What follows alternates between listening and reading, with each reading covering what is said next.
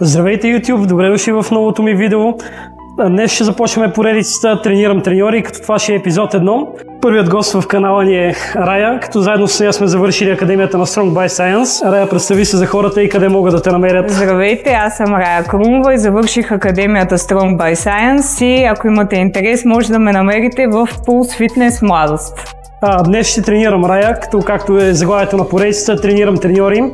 Ще видя къде са техните грешки, тъй като съм малко перфекционист, а пък и всеки има нужда от треньор, дори и треньорите. Както аз имам треньор, така и моят треньор има треньор и дори и неговият треньор.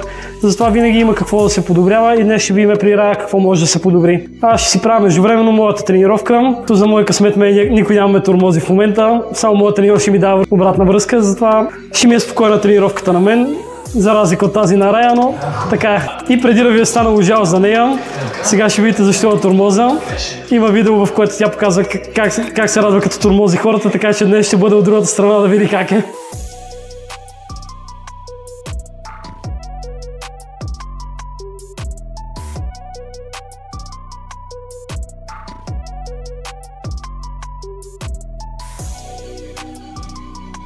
Назад, малко по-навън. Да. И натискаш хубаво коляното мина пред пръстите, докосваш долу и връщаш назад. Идеята е нито пръстите, нито петите да се отлепят. Да. И стоиш на задния крак на пръсти по възможност. Хубаво, трябва да натискаш и пръстите и петите, едно пробваш да сграбчиш земята. Малко по-напред десния да ти дойде. Задния крак да ти е по-напред, за да може хубаво коляното да ти минава пред пръстите. Натискай хубаво петата, че се отлепя. Може имаш баланс, така. Супер, петата в долна част я натискай хубаво, да не се отлепя. Ето така, малко по-напред, мини даже с задния крак. Ето това, перфектно.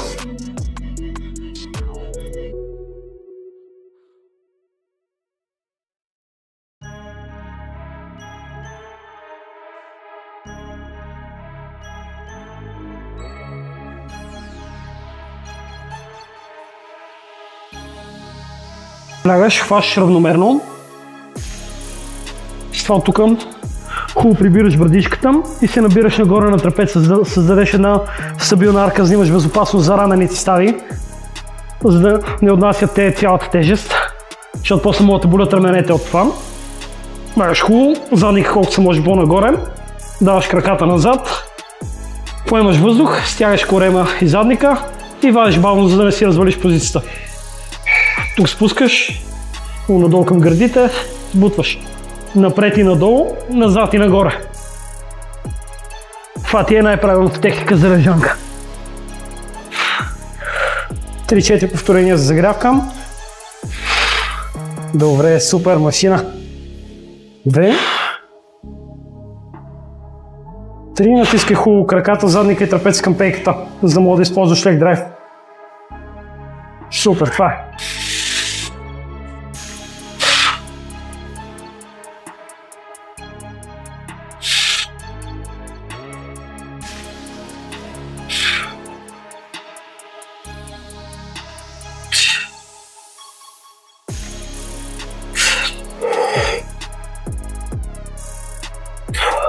Супер, това е.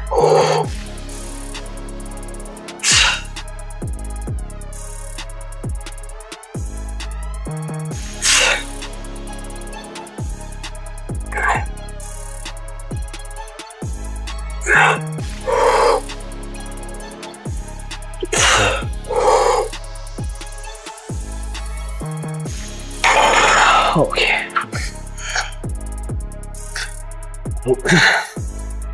Ами научно потвърдени упражнения от Джеф Нипърт. Да. Демонстрация от Рая.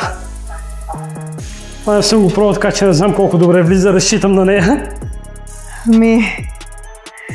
Нали, личното мнение е най-ниско в пирамидата, но поне аз много добре си усещам страничните рамене и при спускането със сигурност е доста по-трудно от класическо странично разтваряне. Коцо, какво ни беше казал, че има такива проучвания, които показват, че някой примерно усеща от 1 до 10 някои упражнения 8-9, примерно машина за предно бедро, Докато клека го усеща в бедрата 3-4, например. Да. А се оказва, че клек до паралела има също активация като предно бедро машина.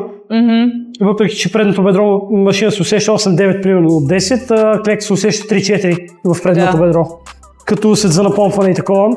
Но въпреки това е еднакво ефективно, дори клека под паралела го даваха още по-ефективен за предните бедра. Да. Моите бедра са само с тия две упражнения се правят, обаче са... А между другото, клека под паралела е по-добър, нали, от клек до паралела за глутеуса относно хипертрофия. Мисля, че в квадрицепса нямаше разлика, но за глутеуса със сигурност има. Т.е. хипертрофичният стимул е доста по-голям, когато клекнеш под паралела, под 90 градуса. Доста зависи, от повечето хора не могат да си натискат хубаво квадрицепс систем. Това упражнение, което го правихме първото с теб. След това, ако правиш клеки и натискаш по същия начин напред, глутеуса почти не ти участва в задната верига, много повече натискаш квадрицепс систем. Ще си го усетиш пилно другия път, като правиш клек, пробай ти в едно това упражнение правиш фронт елевейтор. Да, аз винаги си пускам под 90 градуса на клек и аз... Не, мисълта ми е да самите колене ти върват по-напред пред пръстите. Да. Особено за хора с добра мобилност с глезените, защото ако нямаш добра мобилност с глезените, е никакъв шанс. Да. Основното за добър клек, най-важното ти е добра мобилност с глезените все пак. Да.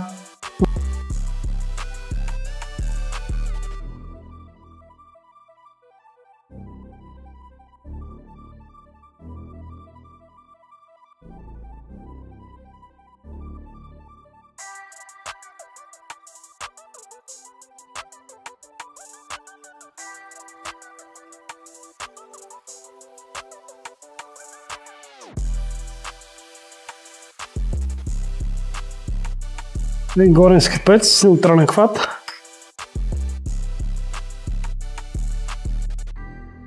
Седни една идея по-назад. Е така, супер. Дърпай хубаво надолу, за да нямаме толкова привеждане. Точно така контролираме спускането. Все пак мускула ни расте повече в негативната част на движението, отколкото в концентричната. Точно при спускането. Затова спускайте хубаво и контролирано и правете скрипец, не правете тяга на скрипеца. Последно. Да, е хубаво надолу, давай да докосне. Бавно и контролирано спускаш. Супер, чудесно. С 42, нов рекорд. Флекс. Така. Рая тъкмо сподели, че харесва повече трицепс над глава да прави, което е доста добре за дългата глава на трицепса. Тъй като това работи повече към средната глава и до вътрешната, не съм сигурен. Мисля, че вътрешната глава се работи повече по този начин. Да. Докато когато го правим над глава, натискаме повече за външната глава на трицепса. Да, Рая, леко се приведи. Стегни корема и задника, за да си стабилна. Хубаво надолу, точно така, пускай бавно и контролирано. Още две повторения. Хубаво контролирано, още едно. Време имаш даже още едно. Давай. Хубаво контролирано спускаме. Супер. Хубаво разтягане на латисимуса.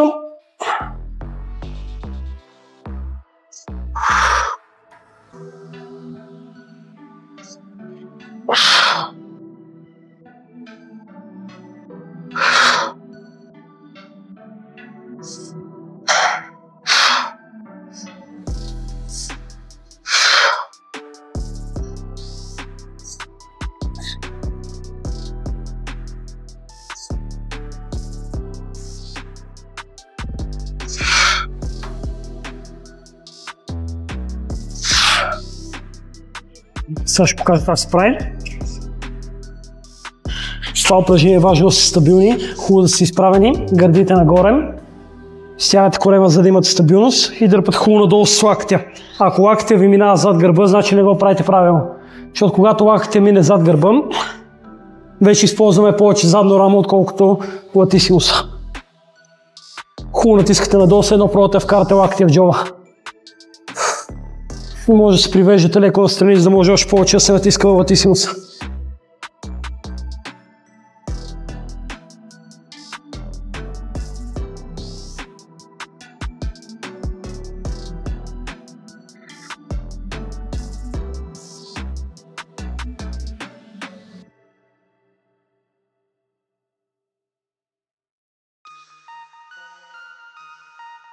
За първи път правим на тази машина. Гледам, ми остава само 2 плочки за да превърта машината и то съм дилот. Ако реша, тази машина мога да превърта за повторения без проблем.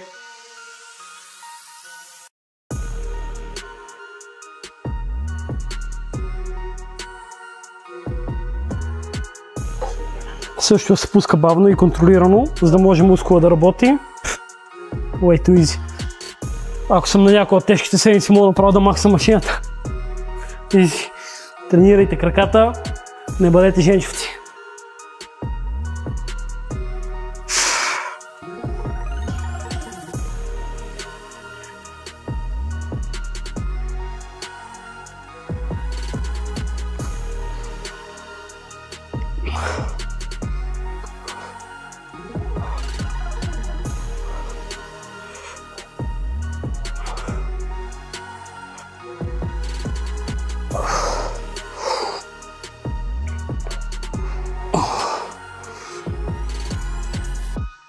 Баси. Майко.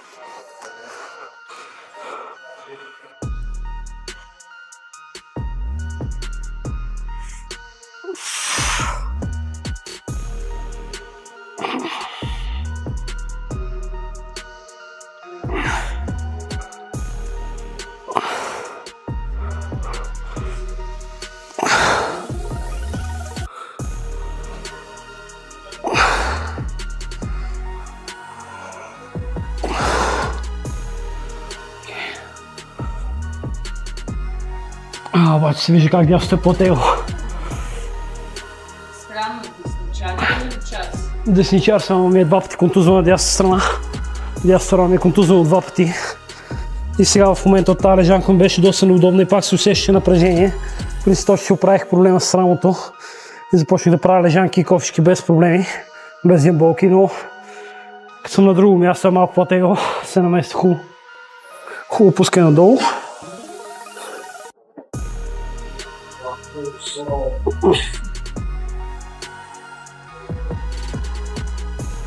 Тъй като забелязах, че при Рая има проблем с ротаторите, както аз имам проблем при дясната ръка, накрая завършваме тренировката с движения, които да подобрят ротаторния маншон, за да намалим риска от контузия в раменете и като цяло да имаме по-стабилни рамене и движения в ръцете. Имаме 2 вариации на разтежение с ластик. Това е едната и след малко ще ви покажем и другата, за да може да си подобрите стабилността в раменете. Дали ще е стабилно, без да се върти и дланта. Точно така. Това ни е другата вариация, като е важно да не се извърта дланта нагоре към тавана или да не се търси по-удобна позиция, като се сваля ръката надолу. Идеята е всичко да идва като движение от раменете, за да може да подобрим тяхната мобилност и следователно да намалим риска от контузия.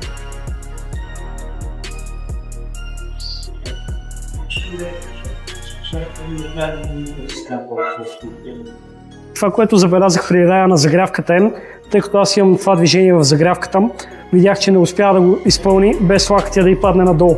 В случая, в който й пада лакътя надолу, това значи, че ротатора е слаб и не може да извършва ето това движение. То вече особено може би ако направи така, най-вероятно ще има болка в рамото. Аз ги правя преди всяка тренировка тези загрявки, като си добавих вече и движенията с фасите, тъй като имах болки в дясното рамо и не успях да изпълнявам кофички. При 2 серии по 10 повторения. На последната серия вече имах може би 2 повторения макс в резерв и имах зверска болка в рамото. Докато последния път, в който правих кофички, направих 3 по 10, които бяха супер елементарни. Най-вероятно следващия седмица почвам да слагам килограми и вече скоро се надявам да мога да слагам по 20-30 кг на кофичките, тъй като преди съм правил с жилетка 15 кг по 12 повторения, докато сега имах проблеми с собствено тегло с 10, което не е проблем с силата, със сигурност, тъй като съм много по-силен, отколкото съм бил преди. И открих, че е проблем с ротаторния маншон и работя по този въпрос.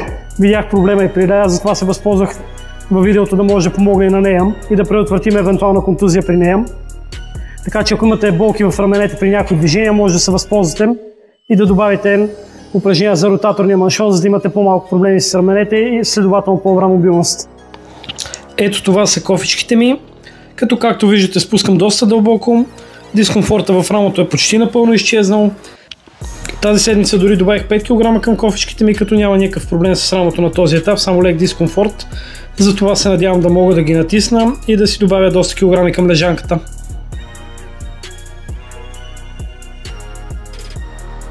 Това ще бъде от първото ни видео, като нашия първи гост Рая. Ако ви е харесало и искате това да бъде вашия треньор, може да намерите в Pulse Малост. Сутрините може да тренирате с нея, като ако аз съм ви допаднал, сутрините работя в Fit Factory в Стрелбище, докато след обяд съм в Pulse Arena на 4-ти километър, като ще се постара всяка седмица по възможност да има по един треньор, който да тренирам. Ще намираме тяхните слабости, ще ви покажем какво може да подобрите във вашите тренировки, как да се предпазите от контузии. И като цяло при всеки треньор ще има нови упражнения, които са интересни и които изпълняват в програмата. Така че дори за мен ще бъде интересно да науча нещо ново и последвайте ме за още такива видеа.